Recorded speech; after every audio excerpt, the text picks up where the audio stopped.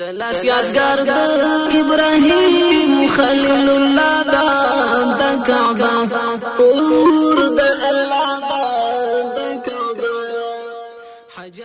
محترمو اوریدونکو، ستاسو پام راړو د الحاج مولوي محمد یاسین فهیم صاحب د حج د مناسکو خپرونې ته، په دې هیله چې دا خپرونې تر پایه واورئ. ابراهیم خلیل الله دا د کعبه کور د الله دا د کعبه. بسم الله الرحمن الرحيم.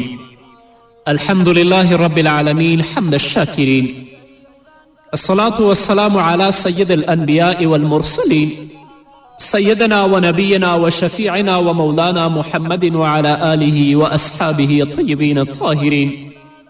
قدرمن اوریدونکو، د ژوند د لارې د خپرونې مینوالو، السلام علیکم ورحمة الله وبرکاته. ستاسو روغتیا او خوشحالي د پاک رب نه غواړم، په دې هیله چې د صحت او عافیت جامې په تن ولرئ او خوشحالي مو په برخه وي. دا دی زه محمد یاسین فهیم د ژوند د لارې د خپرونې په وړاندې کولو کې ستاسو په خدمت کې یم. زموږ د نننۍ خپرونې موضوع بیا هم حج ته عمومي کتنه. قدرمن اوریدونکو، یو له هغو 5 ارکانو څخه چې د اسلام بنسټ او د اسلام تهداب په هغو باندې ایښودلی شوی، یو د هغو نه حج دی. لکه چې الله رب العزت په خپل کلام کې فرمایي: ولله علی الناس حج البیت من استطاع الیه سبیلا. او خاص د خدای لپاره دی پر خلکو باندې حج کول د کور، څوک چې هغې ته د تللو د لارې توان ولري، یعنی اقتصادي وضع د هغې برابره وي. نو د هغو کسانو له جملې څخه چې هغو باندې حج فرض شوی دی، په زرګونو کسانو دا فریضه او دا حج ادا کړی دی، او په سلګونو زره داسې کسان هم شته چې حج په هغو باندې فرض شوی دی خو ادا کړی نه دی. ځینې نن او سبا کوي، حج ته تلل نه خوښوي، او ځینې بیا د حج کولو اراده هم نه لري. په چا چې حج فرض شي او په ادا کولو کې عجله نه کوي او پرته له حج کولو څخه هغه مري، د هغوی په هکله د محمد رسول الله صلی الله علیه وسلم په احادیثو کې سخت وعید او سخت عذاب بیان شوی.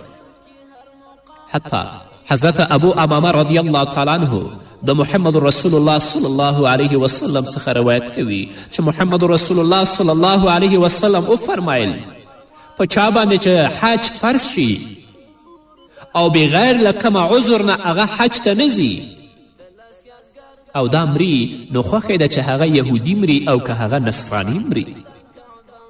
یو خو په چا حج فرض شوی دی، هر کال لپاره هغه کوشش کوي، عریضه کوي چې حج ته ولاړ شم، د هغه نوم نه وځي، هغه معذور دی، هغه لپاره مشکل نشته دی، یا څوک سخت ناروغه وي.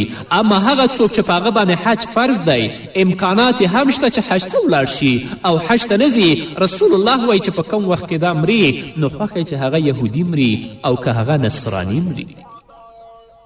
څومره سخت عذاب دی په چا چې حج فرض شوی وي، د تنبلي او سستی یا د دنیوي مصروفیتونو له امله هغه حج ته نه ځي، او هغه کم خنډ په مخ کې هم نه لري چې په شرعي توګه هغه د حج له تګ څخه منع کړي. د دې ویره ده چې دغسې کسان په ناوړه خاتمه ومړي، لکه څنګه چې محمد رسول الله فرمایلی، یعنی خاتمه به خرابه وي. ډیر خلک د خپل زوی د واده پلمه کوي یا د کور جوړول اړین بولي او حج ته نه ځي، او ځینې خپلې سوداګري له حج څخه منع کړي، یعنی دنیوي مصروفیتونو او تجارتونو هغوی له حج څخه منع کړي دي. او حال دا چې دا داسې عذرونه نه دي چې هغه د شریعت په وړاندې اعتبار ولري. قدرمنو اوریدونکو، حج ډیر ستر فضیلت لري. حضرت ابو هریره رضی الله تعالی عنه د محمد رسول الله صلی الله علیه وسلم څخه روایت کوي: من حج لله فلم يرفث ولم يفسق رجع كيوم ولدته امه. چا چې خاص د الله لپاره حج وکړه او په حج کې داسې خبرې ونه کړې لکه د ښځو سره چې کیږي، د ګناه مرتکب نشو، رسول الله صلی الله علیه وسلم فرمایی دا له ګناه څخه پاک شوی داسې راګرځي لکه په کومه ورځ چې مور زیږولی وي. همدارنګه حضرت ابو هریره رضی الله تعالی عنه د محمد رسول الله صلی الله علیه وسلم څخه روایت کوي الحج المبرور لیس له جزاء الا الجنه. د حج مبرور بدله نشته مګر جنت، یعنی د حج مبرور بدله جنت دی، الله به د جنت ته بیایي. مبرور حج هغه حج دی چې کومه ګناه او خطا پکې نه وي شوي. او ځینې عالمان وایي چې مبرور حج هغه حج دی چې په هغې کې ریا او ځان ښودنه نه وي شوي. او ځینې علما وایي چې مبرور حج یعنی قبول شوي حج ته ویل کیږي. الله دې زموږ د حاجیانو ورونو او همدارنګه د خویندو حج مبرور او مقبول حج وګرځوي. همدارنګه قدرمنو اوریدونکو، عمره هم لکه د حج په شان یو عبادت دی چې په مکې مکرمه کې ترسره کیږي. په عمره کې یوازې یو څو اعماله ترسره کیږي. رسول الله صلی الله علیه وسلم وفرمیل څوک چې حج او عمرې ته ځي هغه د الله رب العزت میلمانه دي. الحجاج والعمار وفد الله. حاجیان او هغه څوک چې د عمرې لپاره ځي دا ټول د الله میلمانه دي. الله څخه ډیره اوچته مرتبه لري. که د الله په حضور کې څه دعا وغواړي الله به د دوی دعا قبلوي. او که د الله رب العزت نه دوی بخښنه وغواړي الله رب العزت به دوی ته بخښنه کوي. همدارنګه محمد رسول الله صلی الله علیه وسلم فرمایی چې حج او عمره فقر او ګناهونه داسې له منځه وړي لکه د اور لمبه چې د اوسپنې همدارنګه د سرو او د سپینو زرو څخه خیری یعنی زنګ لرې کوي. څوک چې حج ته ځي د هغه مقصود او د هغه هدف د الله رب العزت رضا وي. همدارنګه څوک چې عمرې ته ځي د هغه هدف او د هغه مقصود د الله رب العزت رضا وي. په زړه کې اخلاص او صداقت ولري. رسول الله فرمایي چې دا حج او عمره د دې ګناهونه داسې ختموي لکه څنګه چې اور له اوسپنې څخه زنګ لرې کوي. همدارنګه دا حج او عمره د دې نه فقر او مسکنت داسې لرې کوي لکه څنګه چې اور د سپینو زرو د سرو زرو او د اوسپنې نه خیری او زنګ لرې کوي. الله دې زموږ حج او عمرې د خپل رضا دپاره وګرځوي. ډیر خلک غواړي چې حج ته ولاړ شي خو د سږ کال او کال ته په امید څو کاله پکې تیر شي. بس دا وایي چې سږ کال لا نړم کال ته به لاړ شم، کال ته چې وشي وای بل کال ته به ولاړ شم. نو دا ډول خلک هم د ډیره ناوړه عمل ارتکاب کوي. رسول الله صلی الله علیه وسلم فرمایی څوک چې غواړي حج ادا کړي نو باید چې د هغې په ادا کولو کې چټکي او عجله وکړي. یو خو دا مشکل چې ستا نوم نه خیږي دا بیله خبره ده، خو کله چې در باندې حج فرض کیږي د الله رضا لپاره به ته کوشش کوې چې د بیت الله ته لاړ شي او د هغې نه طواف وکړي. او چې حج در باندې فرض وي اصلا اعتنا نه کوې یوه تشه عریضه نه کوې نو الله څخه به سخت مسئول وي. له مرګ څخه څوک خبر دی چې دا مرګ به انسان ته کله راځي. نو ځکه په کوم وخت کې چې په چا باندې حج فرض شي په هماغه کال باید د حج په ادا کولو کې کوشش وکړي. او څوک چې حج ته نه دي تللي باید هغوی وپوهول شي، او څوک چې حج ته ځي هم باید خبر شي او هغوی وپوهول شي.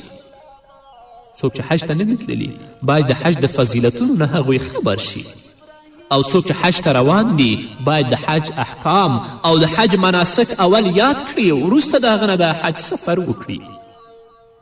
هغه حاجان که زموږ ورونه دي او که زموږ خویندې دي کله چې د حج د سفر اراده کوي نو د ګناه عادتونه چې هغو سره خوی او عادت نیولی باید هغه له سره پرېږدي. خو افسوس چې نن یوازې د حج په سفر کې نه بلکې د حج په ورځو کې هم ګناه ته لاس غځوي چې د ده دا حالت ډیر د افسوس وړ دی. الله رب العزت به ترې سخته پوښتنه کوي. نو زموږ هغه حاجیان ورونه او حاجیانې خویندې چې کله تصمیم نیسي چې زه حج ته روانیږم نو باید د خپل ناوړه عادتونه د خپل بد اخلاق او هغه ګناهونه چې دا په هغه باندې عادت و دا د سره پرېږدي وروسته د هغه د الله رب العزت کور ته ولاړ شي. خو ځینې کسان داسې هم شته چې دا عادتونه خو پرېږدي نه حتی د حج په ورځو کې هم هغه د ګناه مرتکب ګرځي. الله دې زموږ سره ورته هدایت وکړي. ټول په دې پوهیږي چې هیڅ شی پرته له پوهې او زده کړې لاسته نه راځي. دا څومره نادانی او جهالت دی چې د دغه فرضي عبادت د ترسره کولو په خاطر چې د هغې لپاره په ټول ژوند کې یوازې یو ځل وځي خو د هغې د زده کړې عشق، محبت او ولولې د حاصلولو او په زړه کې د الله او رسول د مینې د ځای کولو په خاطر هیڅ اهتمام او هڅه نه کوي، بلکې صرف منتظر د دې دی چې پرواز کله دی. البته دا به ښه زده کوي چې د سفر سامان څنګه تړل کیږي، د خپل بکس د خوندي ساتلو لپاره کوم ځای ته لاړ شي او په سفر کې کومو شیانو ته اړتیا ده او بیا د سفر ټول ضروریات پوره له ځان سره اخلي، این تر دې چې ځان سره سګرټ او نسوار هم اخلي. خو دا خبره هیڅ په پام کې نه ګرځي چې د حج د مناسکو له زده کولو پرته څرنګه حج ته ځي. ډیر خلک دا تیروتنه کوي چې هلته معلم هر څه ورزده کوي، په داسې حال کې چې د معلم دنده یوازې تنظیمول، د خیمو درول او د ترانسپورت برابرول دي یا داسې نور شیان. حتی ځینې غریبان داسې معلمان دي چې هغه په خپله د حج په مناسکو باندې نه پوهیږي، نو تا ته باید څنګه در یاد کړي. او بل دا چې د ډیرو حاجیانو لپاره هلته یو معلم ټاکل کیږي چې نشي کولی هغوی ټولو ته زده کړه او ښوونه وکړي. نو په دې اساس نه یوازې دا چې د حج آداب او سنتو څخه پاتې کیږي بلکې د حج واجبات هم نشي ادا کولی.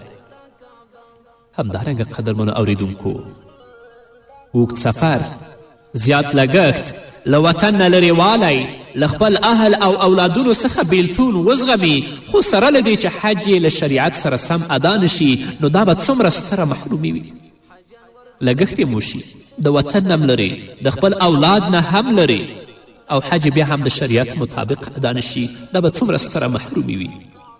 هر حاجي ته لازمه ده پخوا له دې چې د حج په سفر روان شي باید له یو عالم او حاجي څخه چې مخکې حج ادا کړی وي ښه زده کړه وکړي او د حج په اړه یو ښه معتبر کتاب ولولي او د هغه کتاب څخه ځان ته معلومات حاصل کړي او دغه کتاب دی د حج په مهال هم ځان سره ولري.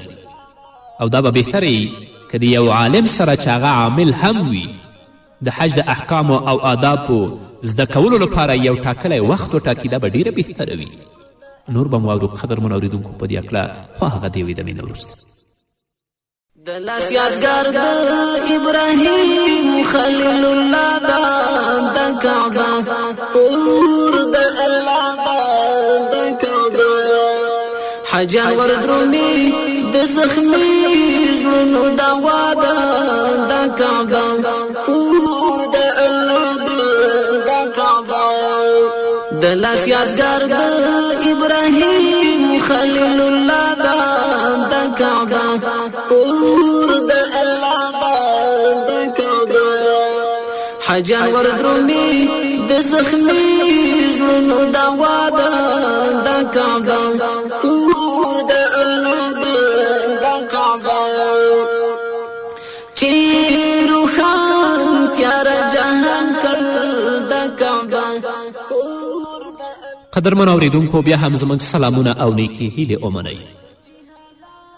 د حج سفر ټول عشق دی، د دوست کوڅې ته سفر کول دي. په دې سفر کې د حقیقي محبوب رب العزت لوري ته بدن او فکر متوجه کول ډیر اړین دي. خو حاجیان نه یوازې چې د خپل 2 میاشتې یا 1.5 میاشت په غفلت کې تیروي بلکې په دې شپو او ورځو کې هم لکه د ژوند د نورو شپو ورځو په شان په ګناه کې ډوب وي. ان تر دې چې د ځینې کسانو ګناه نور هم زیاتوالی مومي. هغه ګناه چې پخوا کوله د حج د سفر په مهال هم د هغه ګناه مرتکب کیږي، هغه لا نه وي پریښي.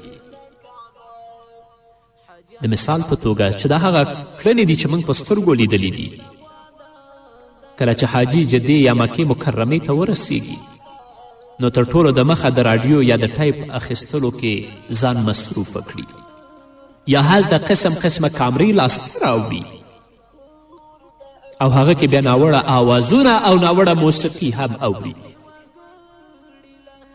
او په حرم شریف کې د اوسېدو په مهال او همدارنګه کور ته له راستنېدو وروسته ټول عمر د خپل ساز او سرود او د موسیقي په اورېدلو کې تیروي او په ګناه کې مشغول وي. دا ټول نه، خو ځینې کسان داسې شته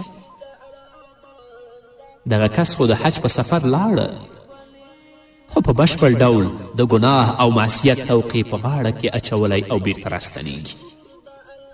له ګناه څخه هر وخت ځان ساتل لازم دي چې مسلمان په هر وخت کې باید ځان له ګناه څخه وساتي.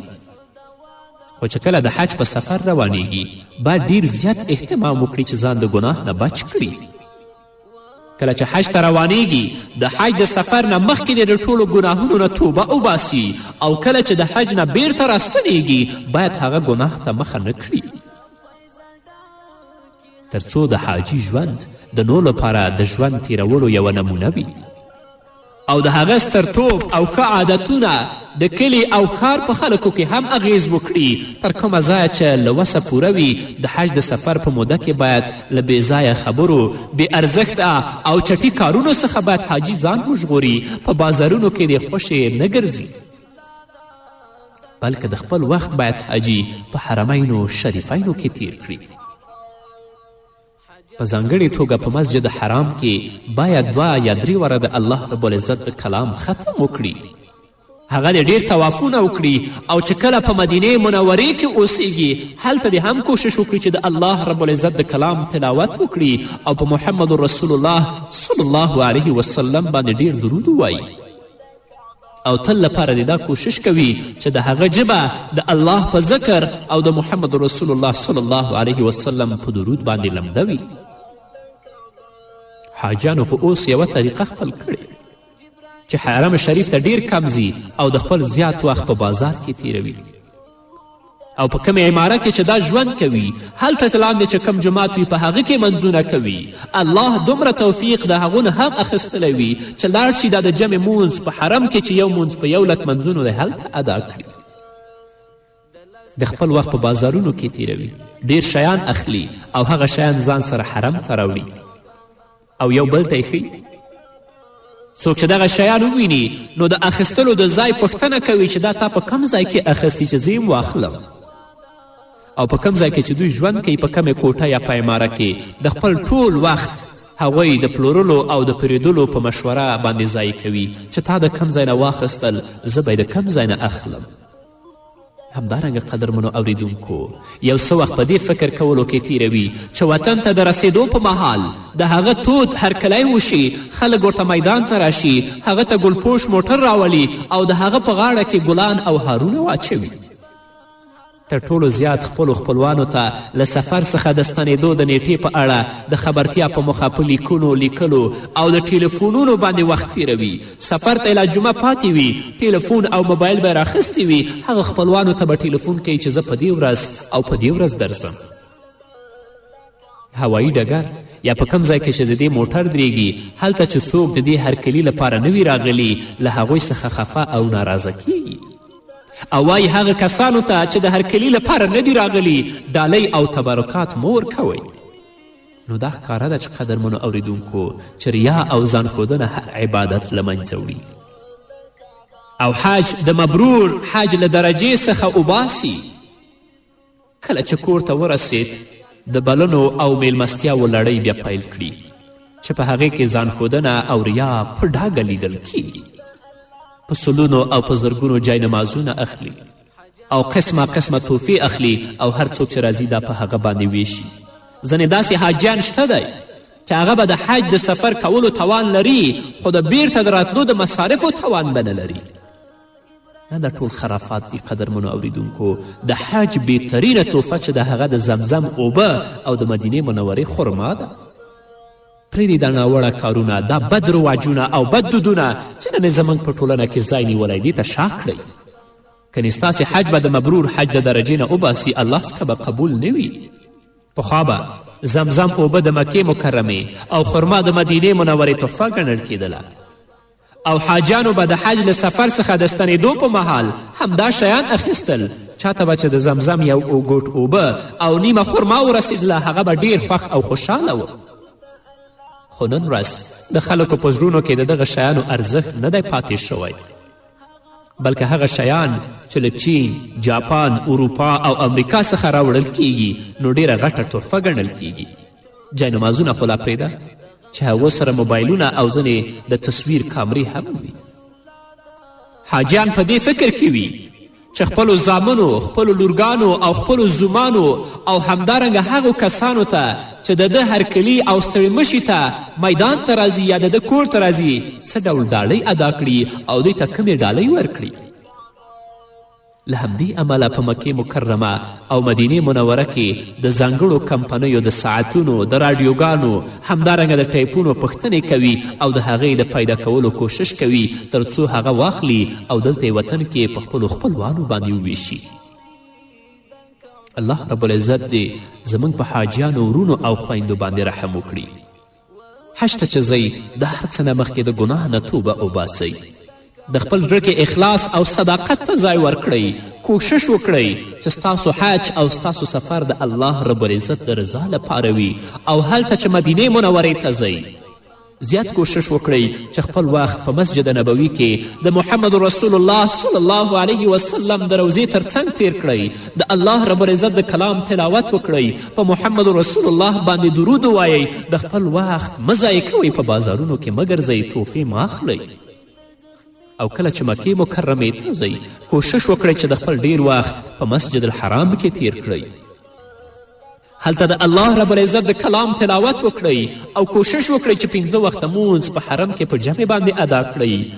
د خپل وخت په خپلو کوټو کې په غیبتونو باندې، بازار کې په ګرځېدلو او د ډالیو د تحفو په اخیستلو باندې مه تیروئ.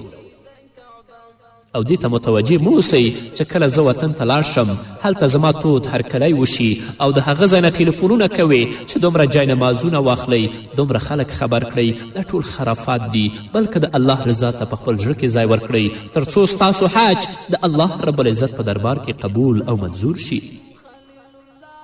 نو غواړم قدرمنو اوریدونکو چې په څو خپرونو کې د حج او د عمرې مسائل په ډیر لنډ ډول تاسو ته وڅیړم. که انشاءالله ژوند باقي و نو دا به زموږ نننۍ خپرونه چې ستاسو درانه حضور ته وړاندې شوه.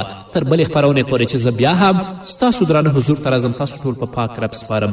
پاتې ژوندم نیکمرغه، ښاد، بریالي او کامیابه اوسئ. عمر ګلانو د کعبه کور د کعبه هم قدردان علي عثمان د کعبه کور د